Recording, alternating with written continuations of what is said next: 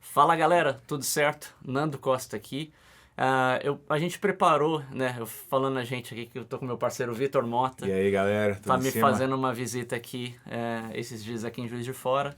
E a gente resolveu preparar um vídeo que eu já tô há muito tempo para fazer aqui no canal. E na verdade ele vai usar também no canal dele. Então se você é meu seguidor ou seguidor do Vitor, se você ainda não é do Vitor, inscreva-se no canal Vitor Mota. É Vitor Mota Music ou Vitor Mota Music. Vitor Mota Music no YouTube, siga nas redes sociais também. E inscreva-se lá, marca o sininho para receber as notificações. Qual que é o grande lance? Eu vou preparar um vídeo aqui para fazer uma coisa que muita gente vem me perguntando. Eu tenho respondido muitas dúvidas e questões de mó galera que me segue aqui no canal e nas redes também. E acredito que a galera que segue o Vitor também, que curte música, enfim, que é sobre estudar, né, música e áudio no exterior, né? Cara, eu já, com o maior prazer, e sempre que a galera me pergunta e tal, o maior prazer, às vezes no Instagram, às vezes no Facebook, às vezes aqui no YouTube também, tirar dúvidas de como que funciona o processo de você estudar no exterior, de você ir para um outro país, né? A gente vai contar um pouquinho da nossa experiência e a gente resolveu dividir esse vídeo em duas partes, tá? Essa primeira parte a gente vai falar mais da questão logística, burocrática, de tudo que a gente tem que entender para estudar, para ir para o exterior, né? No nosso caso foi nos Estados Unidos, que a gente se graduou na Berklee College of Music, lá em Boston. Eu formei, assim como eu sempre falo aqui no canal, formei em Engenharia de Áudio e Produção Musical, que é o curso de Music Production Engineering. O Vitor, você fez alguns majors, né?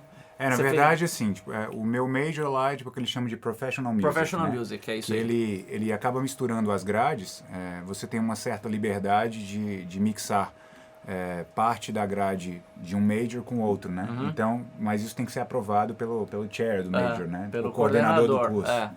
E aí, eu acabei pegando parte da grade do curso de songwriting, né, de composição de música popular, e também peguei, galera, uma parte de produção musical, né, estudei algumas cadeiras de engenharia, né, de áudio. Então, assim, meu caso, minha proposta com a Berklee foi ser um artista 360 graus, né? Exatamente. Tipo assim, entender de acústica, né, tipo assim, desde a parte de composição, de produção, até chegar a entender todas as áreas dos profissionais que eu ia lidar durante a carreira, né? Então tem um pouco da parte de business, né? Assim, aqui no Brasil eu estudei administração de empresas e também tem a parte de engenharia de áudio, né? A parte de produção musical, parte de instrumento, né? Que eu estudei também. Então, assim, eu formei essa base, identidade, né? De artista 360 graus. E aí, legal, só para esclarecer a galera, quando a gente está falando que major, o termo major significa especialização, né? Exatamente. No caso, lá na Berklee, a Berklee é uma faculdade de música, onde você tem vários majors, ou várias especializações. Então,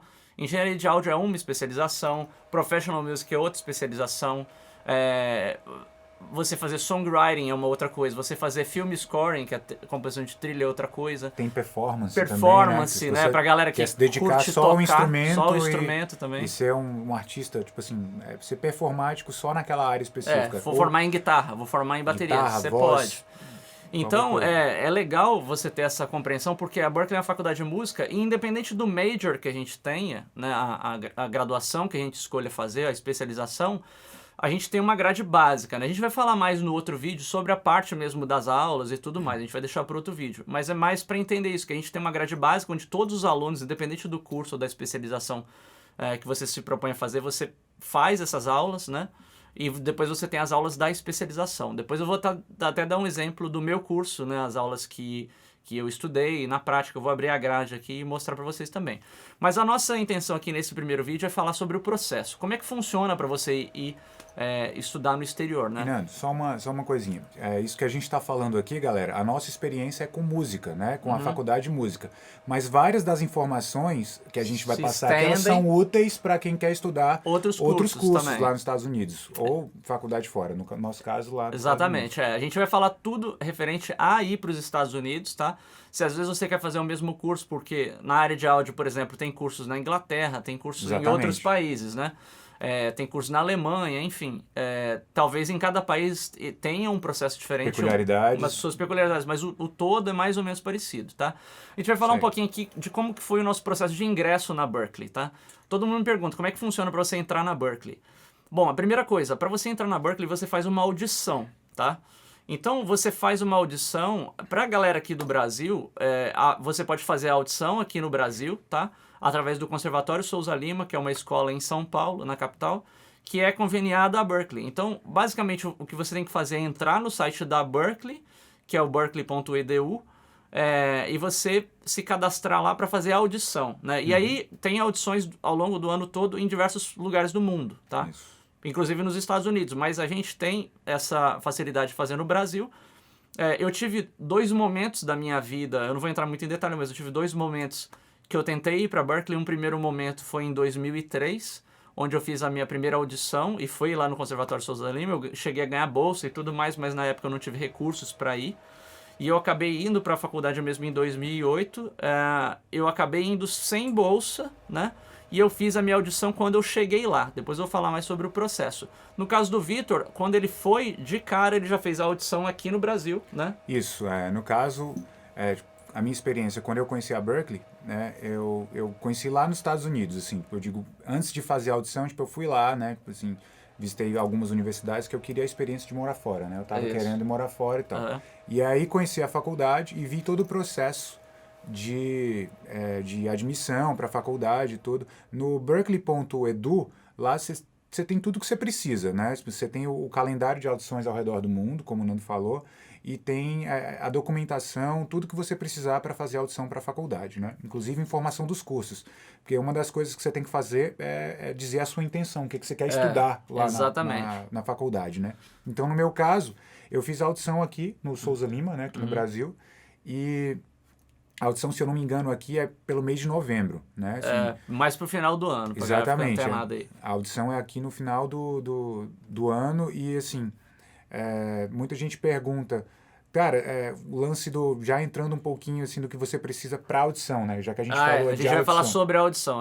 Então me pergunta o que cai na audição, como é que é, né? Cara, você precisa ser... Primeira pergunta, gente que estuda música informalmente, que quer ingressar na faculdade, pergunta a primeira coisa sobre partitura, né? Assim, a galera pergunta, cara, você precisa ser um exímio leitor de partitura? Como é que é o lance da audição e tal? A minha experiência aqui no Brasil foi assim, você tem que... você está indo para uma faculdade no exterior, então você tem que saber inglês, né? Você tem que ter uma experiência com a língua.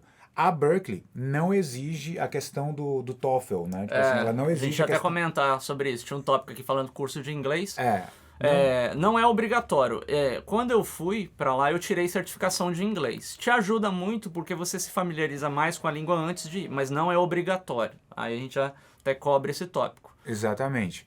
E aí, assim, mas você vai ter uma entrevista em inglês, com um professor, né, ou um assistente, profissional lá da área. Da faculdade que vem para o Brasil, né? Falando da minha audição aqui, como é que foi a minha experiência? Beleza, eu cheguei lá no dia, eles meio que organizam, né, o horário que você vai ter a sua audição e tal, e aí você tem, uma vez que você recebe o horário, no meu caso, eu entrei na Berklee como cantor, né? O Nando entrou, você fez audição para guitarra, isso é uma coisa também que todo mundo pergunta, só para esclarecer aqui. No nosso caso, a Berklee é uma faculdade de música, tá? Independente se você vai estudar áudio ou se você vai fazer performance ou trilha sonora, você é um músico e você declara um instrumento como sendo seu instrumento principal. Você pode até declarar mais de um, mas é obrigatório que você declare. Então, assim, eu sou guitarrista, violonista há mais de 20 anos. O Vitor toca violão, guitarra e canta. No caso dele, ele declarou voz como instrumento principal. Isso. E eu declarei guitarra como instrumento principal. Mas aí prossegue. Aí eu entrei, como eu tinha declarado como voz, no meu caso, eu tinha que preparar, lá se eu não me engano, eram 2 peças que eles pediram pra são preparar. 3 partes, assim, só pra ficar clara a audição. São 3 etapas. É uma performance de uma música, né, ou uma ou 2 músicas, assim, de repertório que você escolhe. Exato. Seja um repertório contemporâneo, jazz, blues, rock, né, qualquer coisa. A segunda parte é a parte de leitura e a terceira parte é a parte de percepção. Isso. Mas daí segue aí. Então tem essa primeira parte que você vai apresentar as peças que você escolhe. Se eu posso dar uma dica, é o seguinte. Cara, você tem que tocar ou cantar aquilo que você sabe assim, aquilo que você é confortável, aquilo que você gosta, né? Eu vejo muita gente perguntando, tipo assim, esquece essa coisa de reality show, de sabe? impressionar. Assim, tipo, essa coisa de tentar impressionar. Tipo, não, tipo assim, os caras lá, a galera é toda profissional, assim, são músicos profissionais e, assim, o que eles estão ali é pra ver você como artista, você como músico, né? E, assim, é uma coisa que você tem que transparecer muito o que você é e fazer isso de uma forma natural. Exatamente. Né? As partes de rítmica, de percepção musical e de interação, né? Tipo, rola até uma coisinha meio de improviso lá, de pergunta-resposta e tal. É uma coisa, assim, que não é nada complicado. E eu não tive nenhum problema de pressão, sabe, assim, na hora, assim. Foi uma coisa que... Fluiu naturalmente. Fluiu naturalmente, assim. O processo todo lá, quando eu tava na parte da audição, foi muito tranquilo, muito de boa. Legal. E em relação à minha audição, foi mais ou menos parecido. Eu lembro que eu toquei uma música minha, inclusive, quando eu fiz a audição em 2003. Que eu fui, legal, toquei com playback. Você pode tocar sozinho com playback. Tem uma parte de leitura. A parte de leitura, assim, é simples, mas você já tem que ter uma preparação para você ler pelo menos alguns acordes tocando, ler umas células rítmicas mais simples e tudo mais. E tem a parte de percepção, que é isso que o Vitor falou, tipo, às vezes o professor senta no piano, toca uma frase, pede pra você repetir, ou pra você solfejar, ou toca um acorde, pergunta se é maior ou menor, alguma coisa assim. E se você é cantor, você pode também optar por levar alguém para tocar pra você, acompanhar. né? Alguém para te acompanhar. Você pode ser playback, restrição. né? Ou então, se quiser levar alguém, pode levar também. Legal. E aí entra nessa questão toda. Quando você faz essa audição, você tá apto a ser aceito, né, pela faculdade como um aluno full-time, né, um aluno integral, e ao mesmo tempo você concorre à bolsa de estudo, tá? Que foi o que eu comentei anteriormente, que eu tentei em 2003, eu fiz a audição aqui no Brasil e ganhei bolsa, mas na época eu não tinha recurso para morar lá, acabou que minha bolsa pirou e tudo mais. Quando eu fui para valer em 2008, eu fui para a faculdade num processo um pouquinho diferente. Porque eu fui para fazer um curso de verão, que é um curso de 12 semanas, né, que a gente chama de 12 Week. É um curso livre, qualquer pessoa pode ir e você não precisa fazer prova e nem nada, né? Você paga o valor lá e vai, né? Só que é um curso onde você pode acumular os créditos para, caso você se torne um aluno full-time, você pode estudar, você pode utilizar esses créditos que você estudou no verão para serem créditos já validados para sua grade, tá? A gente vai falar mais sobre a grade no outro vídeo. Mas, então o que acontece foi isso, eu fui sem prova nem nada. E aí quando eu tava lá, eu fiz a audição novamente para ser aceito como aluno full-time. E, de forma muito interessante, eu não ganhei bolsa, né? Então eu tinha uma bolsa quando eu fiz 4 anos antes, e quando eu tava lá eu não ganhei bolsa. Mas eu falei, cara, eu já tô aqui, vamos começar. E aí entrou toda a questão, que é o próximo tópico que eu vou falar aqui, que você tem como conseguir bolsas lá depois, né? Então eu comecei a faculdade o primeiro semestre sem bolsa, acredito que no segundo semestre eu fiz um application lá, que você faz um portfólio e tudo mais, para conseguir bolsa já dentro da faculdade, tá? Então foi uma das coisas que eu consegui. A segunda coisa que todo mundo me pergunta eu arrumei um trabalho na faculdade. Então durante 3 anos do meu curso, eu morei em Boston 4 anos, durante 3 anos eu fui funcionário da Berklee. Então você consegue trabalhar na faculdade, você consegue trabalhar também em outros lugares, caso seja aprovado, aí tem toda uma questão de legislação que você tem que entrar com processo no governo e tudo mais, mas na faculdade você é pré-aprovado a trabalhar durante 20 horas por semana, sem nenhum problema legal. Então você pode sim trabalhar nos Estados Unidos por 20 horas por semanais, né, para ajudar no seu orçamento, que é muito importante. E também mais para o final do curso, acredito que nos 2 últimos semestres, eu fiz uma outra application para tentar a Financial Aid, que é a ajuda financeira, né? Também é um terceiro recurso que você tem para ajudar nos seus gastos morando lá, tá? E estudando lá, porque diferente do Brasil, quase todas as faculdades nos Estados Unidos são privadas, né? Aqui a gente tem muitas faculdades públicas. Então, assim, tudo que tem lá é pago, né? Então, o que você tem como fazer é tentar minimizar ao máximo esse valor que você paga para viabilizar o seu curso. Alunos americanos têm a vantagem de poder financiar o curso e pagar ao longo dos anos também, né? É um financiamento feito pelo governo americano que, no nosso caso, não se aplica. Então, a gente tem que recorrer a outras formas de financiamento, tá? No meu caso, eu fui para Berklee. Eu passei assim, eu sou de Fortaleza, né? Pra quem não sabe, eu sou de Fortaleza, lá no Ceará. E aí, assim, tinha a opção, eu tava vendo pra ingressar na faculdade, se você quer ficar no Brasil, tipo, mais um tempo, conhecer mais sobre a faculdade e ir para os Estados Unidos, o Conservatório Souza Lima tem uma opção de você cursar, vamos dizer assim, a grade básica, né, a parte que é comum a todos os cursos, né? Exatamente, assim, a parte de arranjo, harmonia, tipo, a parte de harmonia, percepção. Prática de conjunto. Exatamente, assim, você pode cursar 2 anos, né, no Conservatório Souza Lima. Isso aí. E aí você consegue transferir esses créditos, você aplica para a faculdade e você consegue transferir esses créditos e terminar a faculdade lá nos Estados Unidos. E aí, assim, eu, como não tinha ninguém em São Paulo, o que foi a minha... Eu estava avaliando a minha situação, falei, cara, eu prefiro ir para os Estados Unidos direto do que, assim, mudar tipo, a vida para São Paulo e depois ir para os Estados Unidos. No caso, assim, como já tinha, vamos dizer, um domínio da língua, acabei resolvendo ir para os Estados Unidos logo, né? E aí, fui para os Estados Unidos, o Nando estava falando toda essa parte de custear, tipo, a questão da bolsa, né? A Berkeley, ela viaja tipo, o mundo todo e essa questão... É uma questão deles, a questão de bolsa, do jeito que eles selecionam, né? Como eles têm gente do mundo todo, assim, às vezes eles têm intenção, eles meio que pretendem colocar ter uma faculdade cosmopolita, assim, tem gente do mundo todo. Então, às vezes tem determinado país que eles têm interesse de ter mais gente de lá, então eles ofertam mais bolsas para aquela região, enfim. É um critério deles, isso aí, né? É uma coisa que vai bem deles. E o que eu tava pensando aqui num negócio que é assim, quando você tá lá nos Estados Unidos, quando você tá lá na Berkeley, eu cursei administração de empresas no Brasil. Então, assim, quando você analisa a grade curricular da Berkeley, tem algumas aulas, ela é uma faculdade, então você vai ter as aulas que são focadas em música e você vai ter as aulas que eles chamam de liberal arts, né? No caso, algumas das aulas que eu cursei aqui no Brasil, como psicologia, né, tipo filosofia. Você pode usar os créditos você consegue, para bater, através de tradução juramentada, né, aí, você consegue transferir esses créditos para lá. Exatamente. É uma coisa que eles implicam um pouquinho com o nome da disciplina. Mas se você colocar, você tem os sílabos da aula lá, né? Que é assim, tipo a ementa do curso, né? Tipo, é a ementa do curso, tudo que você vai ver no curso daquela matéria.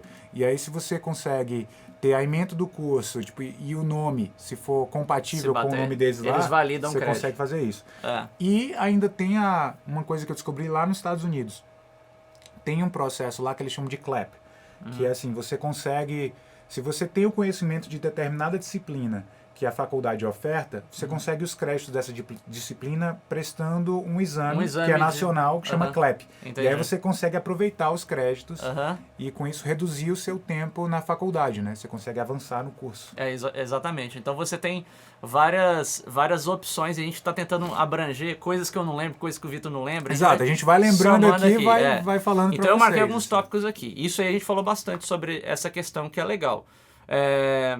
Documentação e fundos, tá? Então, lembrar que você está entrando numa faculdade, tem toda a parte burocrática de documentação, de você mandar o seu material, mandar documento, passaporte, não sei o que lá.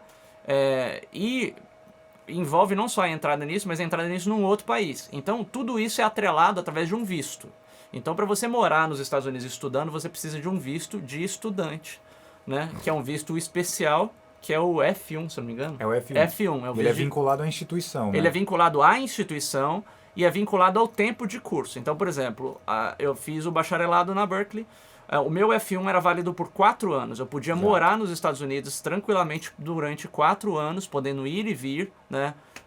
O que eu não poderia fazer, tinha algumas restrições, sim, você não pode ficar mais de tanto tempo fora dos Estados Unidos, tem algumas restrições assim, mas basicamente a gente tem acesso livre aos Estados Unidos para poder morar, estudar, e restringe o trabalho a 20 horas semanais, ou na faculdade, ou em alguma instituição ou local de trabalho pré-aprovado pelo governo americano, tá? Questão dos fundos, todo mundo me pergunta, é caro ir estudar fora? A resposta é muito simples, é caro. É caro por quê? Primeiro lugar, a gente tem acho que o primeiro grande desafio não é porque é caro. O primeiro grande desafio a nossa moeda é muito fraca. A gente tem um poder aquisitivo muito baixo no Brasil. Então, a gente teve uma sorte, vamos dizer assim, uma vantagem de... No período que a gente foi, o real era mais valorizado. Exatamente. A gente foi para os Estados Unidos numa época onde o real... eu lembro que quando eu fui para lá, o real era 1,50, 1,60. Então, era praticamente idêntica a moeda. Então, se você pensa assim, eu vou pagar o meu primeiro semestre lá, só para vocês terem uma ideia, o meu primeiro semestre na Berkeley custou $10.000. $10.000 custa R$15.000. Se você divide isso para um curso, o que é R$15.000, cara? Se bobear hoje é mais barato que um curso de medicina no Brasil. Pô, muito mais barato. Muito cara. mais barato, Medicina, exatamente. Faculdade Então você para pra 6 mil, pensar, 8 mil. era quase, né, era um pouco maior o valor do dólar e tal, então era possível. Se você parar pra pensar $10.000 hoje é R$40.000, é 4 vezes mais. Então é uma outra percepção, tá? Então por isso que toda essa questão que a gente falou de bolsa, ajuda financeira, tudo isso viabiliza, tá? Te ajuda a você financiar isso, mas assim, é uma questão que é um curso caro. Algumas pessoas me perguntaram, ultimamente eu olhei no site da Berkeley, acredito que hoje na Berkeley, para você fazer um curso igual que a gente fez, você vai gastar por volta de $18.000 por semestre, tá? Então você põe isso na ponta do lápis. Isso a gente está falando de tuition, tá? Tá falando de o valor da faculdade. É como se fosse a mensalidade da faculdade, sabe? Porque lá você paga o período completo. Você paga por semestre, né? Então, você vai estudar o primeiro semestre, você paga o primeiro semestre. Você vai estudar o segundo, você paga o segundo. Você pode fazer até 3 semestres no ano, que isso é uma coisa que difere do ano letivo no Brasil também, né? E aí o que acontece é o seguinte, lá a gente tem o semestre que é o Spring, a gente tem o Summer e a gente tem o Fall, né? O Spring é no começo do ano, o Summer é no meio e o Fall é depois. Então, você pode fazer 2 semestres por ano ou 3 semestres por ano. O lance é que, se você fizer 3, você tem que ter mais dinheiro para comprovar. E o lance é que, para você tirar essa documentação, pelo menos no primeiro ano, para o consulado te emitir isso, para o governo americano te emitir esse visto e um documento que eu até tenho aqui, ó. Então, se você tem que ter o visto F1, que o consulado emite, você ganha esse formulário aqui, que é o I-20, tá? Que é um formulário que você tem que viver com isso aqui, porque quando você entra nos Estados Unidos, eles pedem para você... Na imigração você tem que apresentar isso aqui, que mostra o nome da escola, mostra quanto tempo que dura o seu curso, o curso que você está fazendo, os fundos que você declarou que você tem e tudo mais. Então, ó, só para vocês terem uma ideia aqui, isso aqui eu acho que é do último ano, né? Mas eles mostram o valor que você tem que comprovar. Então, ó, nessa época aqui você tinha que comprovar que você tinha $48.000 para poder estudar. Então, e tem a validade da assinatura lá, que você tem uma assinatura da faculdade lá. É cada 1 ano ou 2 anos, sei lá. Você tem que renovar essa assinatura que mostra que você está... Assim, exatamente. Que você está na faculdade, de fato. Né? Você está na instituição de ensino. Lá. E está cursando. E o que acontece é o seguinte, você tem que ter esse valor para você pedir esse documento. Então, o mais difícil é você dar esse start. Então, se hoje você tem que provar que você tem $50.000 para estudar no primeiro ano, você tem que mostrar um extrato bancário que você tem $200.000 na sua conta. Hoje, né? Naquela época não era. Então, eu lembro que quando eu fui para lá, inclusive, no caso não eu, meu pai que me ajudou. Mas meu pai não tinha o valor que na época era, sei lá, $80.000. Não tinha isso na conta. Então ele pediu emprestado para o meu tio, né? Para ter na conta, para tirar um extrato, mostrar que tem, para pedir um documento, traduzir, levar no consulado, tá bom, você tem o dinheiro. E aí foi lá e devolveu o dinheiro. Então assim... O jeitinho brasileiro de provar. Funcionar. Mas o importante é o seguinte, você tem que provar isso para conseguir o documento, mas você não tem que ter isso na conta. Você pode ir juntando o dinheiro ao longo do tempo, né? Ao longo dos anos. Você pode vender o seu carro, você pode, enfim, dar um jeito de financiar isso para viabilizar. Então você não tem que ter o dinheiro do curso inteiro, que é uma coisa que muitas pessoas perguntam. Você precisa provar que você tem, mas você não paga tudo de uma vez, né? Então você pode pagar, vai fazer um semestre, você paga o semestre. Cara, vai trabalhando, a sua família vai te ajudando e tal. E só uma coisa, né? Você fazer o segundo semestre assim por diante. Que você estava falando da questão de trabalhar lá na faculdade e que assim, e se você precisar de fato, que o governo avalia caso a caso, né, para liberar. Galera, a faculdade, tipo assim, você imagina o seguinte, a faculdade ela é responsável legal, né? Assim, ela é o seu link com os Estados Unidos, no caso da Berkeley lá. Inclusive no documento fica lá, endereço de contato nos Estados Unidos. Exato. Fica o endereço e o telefone da secretaria da faculdade. E aí, assim, os caras batem muito forte com isso, assim. Com o visto de F1, o visto de estudante, você não pode trabalhar, né, remuneradamente nos Estados Unidos. Exatamente. O que isso quer dizer? Se os caras te pegarem, se uma fiscalização pegar você trabalhando, sei lá, tem gente que arruma um day job, assim, tá trabalhando num restaurante ou até gig paga, né? Tipo assim, os músicos, tem muita gente lá que vai tocar na noite e tudo, mas é uma coisa assim, que se for pego, de fato, assim, uma fiscalização, a faculdade, ela não hesita em te cancelar o expulsar. seu visto. Cancela o seu visto e você que você acaba... racha fora. Você rala peito. Inclusive, a gente soube, né, de casos lá na Berkeley mesmo. Exato, sim. Que descobriram alunos tocando e fazendo gigs. Galera fazendo gig, tipo, remunerada e tudo, assim. Galera que brinca com isso, assim, tem que ficar ligado, porque corre o risco mesmo. Assim. Pode nunca dar nada. Mas há casos em que acontece, assim. E a faculdade, se o governo te pega, a faculdade te manda embora mesmo. Assim. Os caras não se preocupam com isso, não. É isso aí. Então, só seguindo, mais um tópico que é legal a gente comentar aqui, já ainda seguindo essa coisa financeira que a gente está falando, moradia e custo de vida, né, que é uma questão que todo mundo pergunta também. Eu acho que eu consegui estudar na Berkeley, foi o meu grande diferencial, e isso eu tenho a agradecer eternamente à minha família, que eu tenho família em Boston, né, eu consegui morar com meu tio durante 3 anos do meu curso, e isso eu sou eternamente grato, e por isso viabilizou também do meu custo operacional em Boston cair absurdamente, né? O Vitor, ele desde o começo morou em apartamentos, dividindo o quarto e tal. Na verdade, o primeiro, eu fui pra lá no Summer, né? E você foi nos dormitórios? Foi. Explica aí um pouquinho. Logo que eu cheguei na Berkeley, você tem a opção de morar no dorm, né? Tipo, dormitório da faculdade. E é legal, assim... É igual em filme, né? É legal pra você se familiarizar e tudo, assim, pô, você faz amizade pra caramba e tal. E tem lá o refeitório da faculdade, né? Que para aluno é um preço super acessível, né? De alimentação e tal. Então você tem um plano alimentar lá. E foi muito bacana, tá? Morando na faculdade. Mas é bem mais caro, né? Você morar na faculdade do que você, por exemplo, rachar um AP com os amigos. Que esse foi o meu objetivo. Eu cheguei lá, tava morando, não conheci ninguém, né? Não tenho família em Boston como o Nando tem. E aí eu fiquei... o summer é um semestre mais curto, né? Então o período do summer eu fiquei morando na faculdade, mas já procurando, né, tipo assim, ver alguém que eu achava que eu me desse bem e tal, pra dividir apartamento. E aí, no segundo semestre da faculdade, eu já estava dividindo um AP lá pertinho da faculdade, com 2 amigos, né? Uma estratégia que muita gente que vai pra lá, que a gente observou, faz, né? Então, se você não conhece ninguém e tal, e você não sabe onde vai ficar, e é difícil, às vezes, você chegar e alugar um apartamento, você ir pro dormitório é uma boa opção, por conta de todos esses fatores que o Vitor falou.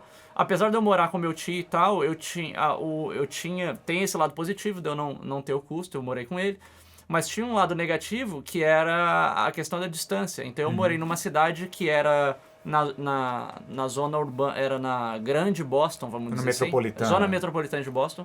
Mas era assim, eu tinha que pegar trem, era 1 hora da minha casa até a faculdade. Então eu gastava 1 hora para chegar e 1 hora para voltar. Então eu perdia muito tempo nesse processo, né? Então eu sentia que o dia das outras pessoas era maior, porque o meu eu tinha que fazer isso.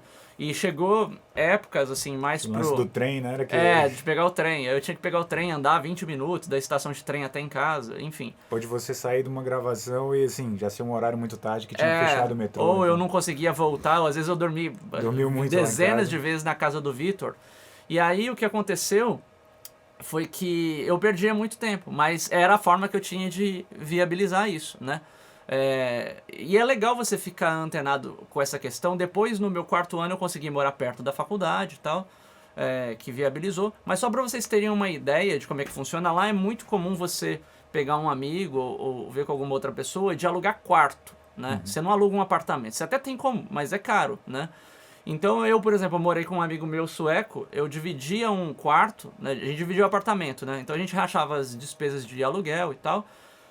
Nesse apartamento era um apartamento muito próximo da faculdade. E Boston é uma cidade que é cara, porque é uma cidade universitária, né? Então você tem a Berkeley, que é a faculdade de música, você tem a Harvard, que é a faculdade geral de vários cursos e tal. O MIT também, que é o maior centro de tecnologia do mundo também. São todas as faculdades na mesma avenida, né? Você tem a Boston University também. Você tem a BU, que é a Boston University. Você tem várias, assim. Então, é uma cidade universitária. Então, a questão dessa moradia é cara por conta disso, né? E para morar, galera, por exemplo, você está indo aqui do Brasil para os Estados Unidos. É fácil você encontrar na internet, tipo, brasileiros na Berkeley, entendeu? Tem inclusive um grupo no Facebook, quem quiser adicionar aí. Então, assim, você está indo morar lá, você encontra, sempre tem gente que você tá indo no verão, sempre tem gente que vem passar um verão no Brasil e subaluga o quarto, né? Então, assim, você consegue, hoje com o Facebook, você consegue organizar uma logística melhor, né? E se organizar para ter um lugar para ficar assim que chegar lá. Então, só voltar aqui, eu pagava por volta de $700 pelo quarto, né? Então eu pagava 700, meu amigo 700, dava 1.400 o aluguel. Era um apartamento preço mediano para baixo, vamos dizer assim, né? Mediano para localização. Mas a média de custo de aluguel naquela área que a gente morava era por volta de $2.000, $2.500 por mês. O AP lá que a gente tinha era $3.000 e rachávamos Mas era bem grande, com tinha as 3 contas, quartos, né? Com tudo já, com internet. Então dava mais ou menos $1.000. Agora, tem gente que mora em localidades mais afastadas que consegue aluguel por 400, 300, 400, 500 de quarto. Acho que você tem que ter em mente o seguinte, você vai ter um custo com alimentação, com transporte e com moradia. Então, assim, você tem que botar no papel, se você opta por morar mais longe, assim, se vale a pena o que você vai gastar todo dia, você vai ter pelo menos 2 metrôs ou 2 ônibus aí, 2 busão. Logisticamente, pra ir voltar, né? Até para dar um parecer pra galera. Então, a média de aluguel, assim, você pode colocar aqui, se você for alugar um quarto para morar, que é o mais comum entre os estudantes lá, você vai gastar entre, vamos colocar aí, do $500 até $1.000 assim, por quarto, tá? Por quarto. A questão do transporte lá é muito barato. Muitas coisas lá são muito baratas. Então, o transporte, eu comprava um passe, que era da empresa lá de transporte de Boston, eu comprava um passe. Charlie Card. Era o Charlie Card, que era metrô liberado, metrô. Metrô liberado. Você pagava uma vez por mês lá e usava metrô liberado e ônibus liberado. O mês inteiro era $60, tá? Quantas vezes você quiser, para baixo, para cima, dia, noite, enfim. Que é super barato, é super viável. Se você mora na cidade de São Paulo, por exemplo, você não sei quanto tá a passagem de ônibus, R$4. R$4 metrô e busão lá. R$4. Se você rodar uma semana, andando um dia por semana, acabou. Você já gastou mais de R$60, entendeu? Então, essa é uma diferença muito grande. E a questão da alimentação também é muito diferente, que é muito mais barato lá nos Estados Unidos. Então, o Vitor falou que no primeiro semestre ele tinha plano da faculdade, alimentação lá no restaurante da faculdade. Pra vocês terem uma ideia, quando eu cheguei nos Estados Unidos, eu comia muito no restaurante da faculdade. Por ser bem mais barato comida do que qualquer excelente, tinha tudo liberado. Comida, bebida, sobremesa, salada, tudo liberado. Você pagava $6,50 por refeição. E você podia ficar, cara, comi agora, eu posso ficar lá sentado, fazendo o dever e tal. Quero comer uma fruta, pega lá e come, tá lá. Tinha gente, inclusive, né, que fazia... Sempre voltando no toque brasileiro. A galera ia tomar café da manhã, ficava lá sentado fazendo negócio, aí virava a hora do almoço, o cara já tava lá. Ou então o cara levava a mochilinha lá, fazia o sanduíche lá, botava punha a mochilinha lá. Mochilinha, botava o Tupperware lá. Cara, você tem que dar o seu jeito e tem jeito de fazer tudo. É só usar as ideias e fazer funcionar. Então é mais ou menos isso. Voltando a falar em termos reais, quanto que você gasta para morar nos Estados Unidos como um estudante? Só uma questão ainda da alimentação que você estava falando. Tá. Eu optava, assim, tipo, cara, eu comia a comida da faculdade no começo, mas chega uma hora que você come direto, que você quer comer outra coisa e tal. E assim, a gente, como morava perto da faculdade, eu cozinhava em casa. Então, assim, ficava muito mais barato, né? Supermercado é barato. Você comprava salada, você faz o supermercado lá, que é um preço legal, e eu cozinhava em casa. Então, assim, me alimentava bem e tranquilo. Em casa. Supermercado é muito barato. Porque comer em restaurante todo dia também é muito caro. Assim, pra você ir todo dia é caro, mas ao mesmo tempo, proporcionalmente, não é tão caro. Porque lá, por exemplo, com $10 você tem uma refeição tranquila. Dependendo do restaurante que você vai. Você consegue $10, 12. Aqui no Brasil, você não compra um PF por R$12 mais. Não existe mais. Você vai em qualquer lugar 15, 18. São Paulo 18, 20, enfim. É difícil, é uma outra proporção, né? Então, o custo de alimentação é mais barato, o custo de transporte é muito mais barato. Então, só para você ter um parecer e um ponto de referência, vamos supor que você gaste aí, por média de $700 de aluguel por um quarto, que você gaste aí 60 de transporte, se você mora num lugar mais afastado, e que você gaste aí por mês de comida e supermercado, coloque despesas, às vezes você gasta $500, $600. Isso. Joga tudo para cima. É por volta de $2.000 por mês para você sobreviver sem muito nada, assim, né? Às vezes para você comprar um livro, comprar um lápis, uma caneta, um negócio que você precisar, pagar uma taxa de um negócio, pagar uma internet, enfim, põe a média básica por volta de $2.000 por mês para ter o mínimo. Se você quiser ter uma vida um pouco mais tranquila, aplique um percentual a mais disso aí, mas já é sobrevivível, assim, vamos dizer. Nando, uma coisa importante que você estava falando, a gente estava falando da tuition há pouco tempo, é uma coisa que, assim, para você fazer uma faculdade nos Estados Unidos, você precisa ter um plano de saúde. Né? Sim, Você sim. chama um health insurance lá. Você tem que ter um plano de saúde. No meu caso, eles dão a opção. Tem um que a faculdade recomenda, né? Sim. Que foi o que eu fiz. E, assim, que junto com a tuition lá, tipo, você renova por ano, você tem que estar coberto por um seguro de saúde lá. No seu caso, você fez outro plano. Né? Eu fiz aqui pelo Brasil. Eu fiz de várias empresas. A que eu mais fiz foi a Isis Brasil, que é uma seguradora. Para todo mundo que viaja para o exterior, tem a opção de você comprar o seguro de saúde, só que você compra, em vez de comprar para uma semana ou duas, você compra para 4 meses, por exemplo. Então, para cada semestre, eu renovava o meu seguro de saúde, que é válido nos Estados Unidos, no Canadá, em qualquer lugar do mundo. Então, é bem mais barato. É bem mais barato. Para ficar 3 meses, assim, eu acho que o plano de saúde saía... Não me lembro agora, mas é questão de R$800, alguma coisa assim. É um valor que, assim... Não é nada absurdo, né? Porque saúde lá, cara, é uma coisa caro. muito cara. Só pra vocês terem uma ideia. Tá, pode falar. Que aconteceu comigo uma vez. Assim que cheguei na faculdade, tava, né, tipo, assim, com a rotina de praticar, de tocar guitarra e tocar violão, assim, por várias horas no dia. Eu fiquei com uma dor, tipo, nas costas. E aí tinha que fazer um tratamento. Eu fui no médico lá, fui numa emergência, galera. Eu fui numa emergência lá e, tipo... Foi basicamente assim, os médicos estavam assim, checando, né, tipo assim, fizeram alguns testes e tal, tipo, na minha coluna. Cara, chegou uma conta lá em casa de $1.000, assim. Foi tipo um negócio absurdo, tu cai pra trás, assim. Aí você fornece o seguro, né, de saúde, o número lá e tudo, e paga uma taxa. Lá não é como no Brasil. Eu não sei qual plano de saúde, vocês têm plano de saúde aqui, mas assim, no meu caso que uso Unimed, aqui eu, assim...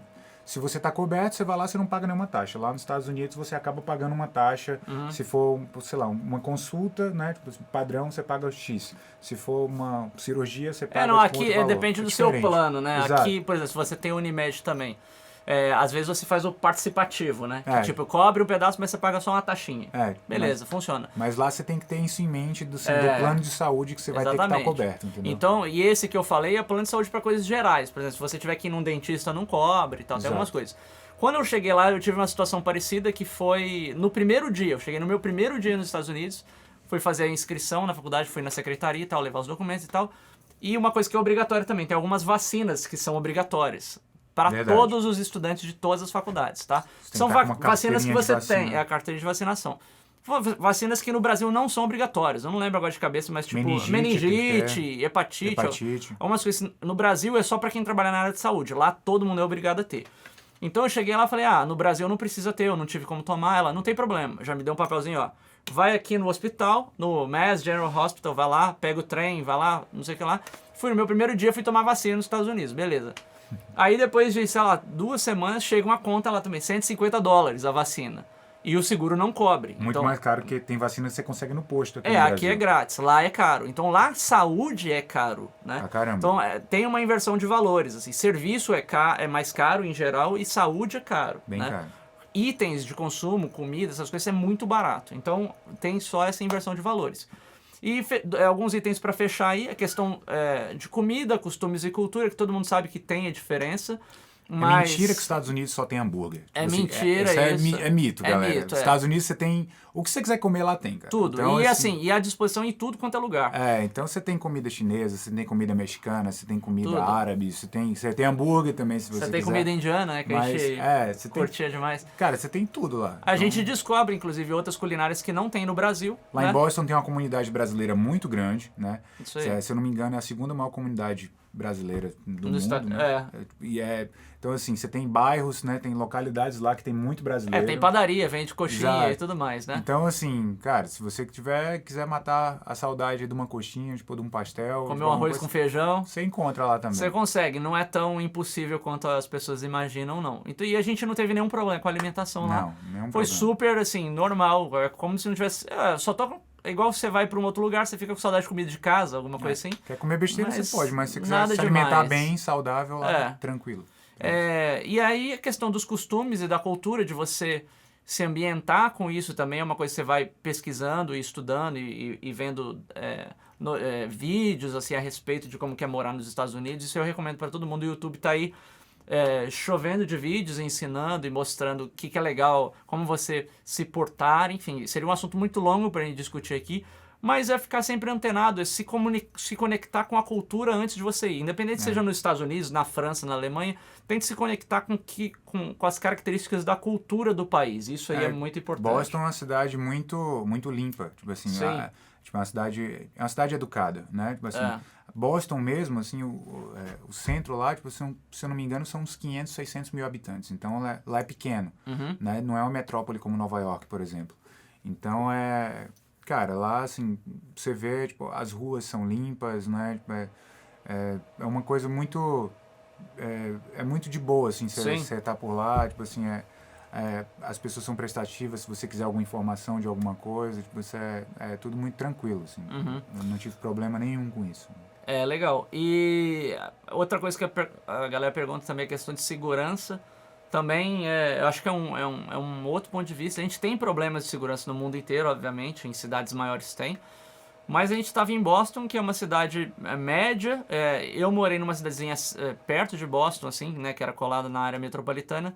Tipo assim, segurança é uma parada que você não tem nem que considerar, porque as casas não tem cerca. Ou você compra um negócio no correio, chega, os caras deixam na porta, ninguém pega. Acontecem, né? Às vezes, assim, que você vê, tipo, acontecem furtos, né? Assim, pequenos furtos acontecem. Sei lá, tipo, tive um amigo, o Rafa, pegaram a bicicleta dele, ele foi pra academia, pegaram, tava trancada a bicicleta e levaram. Acontecem. Isso aí tem em todo lugar. Mas de uma forma ampla. Coisa assim, com violência, sabe, assim, de assalto, essas coisas. Bem menor. Eu nunca vi, né? É bem menor. Nunca vi nada Mas parecido. seria um assunto longo também para discutir. Só para encerrar esse vídeo aqui, e a gente fechar com essa parte logística aí para deixar o conhecimento para todo mundo, a questão de passagem aérea também, que muita gente pergunta. Quando eu fui as primeiras vezes para os Estados Unidos, você tem como comprar passagem aérea com tarifa de estudante, tá? E aí, para fazer isso, você pode procurar várias agências de viagem que conseguem fornecer uma tarifa especial quando você apresenta que é estudante, que você prova a documentação, é uma tarifa que é bem menor. Isso quando você compra, porque você nunca compra uma passagem de ida, você compra de ida atrelada à volta.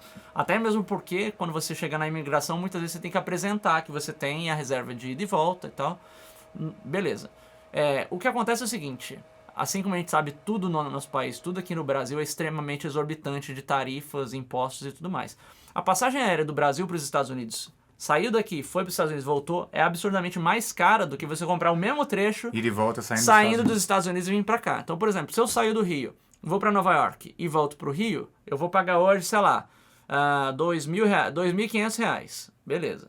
Se você compra passagem Nova York, Rio, Nova York, você vai pagar, assim, sendo pessimista, talvez você pague metade do preço.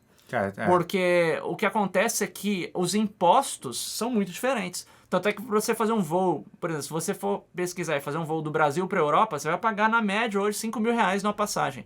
Para você sair de Nova York para Londres, você consegue voo por $400.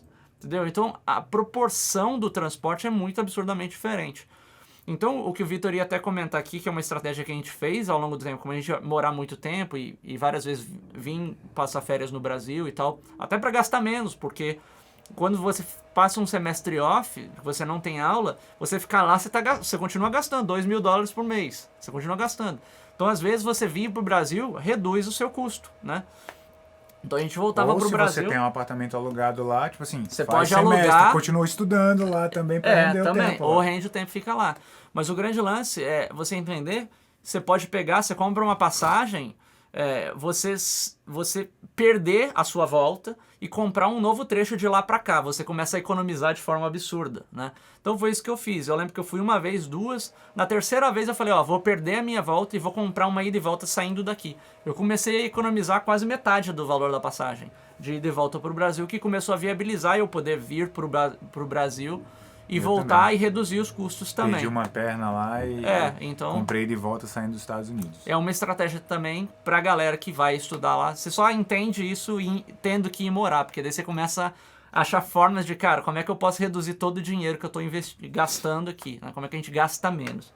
Então é isso aí. A gente vai separar esse vídeo aqui, fazer um vídeo falando mais da parte musical e das disciplinas e o que isso mudou na nossa vida também. Boa. Então não deixe de se inscrever no canal, marcar, dar um like aqui, compartilhar o vídeo com todo mundo aí que quiser saber mais sobre música e morar no exterior, estudar no exterior. Boa.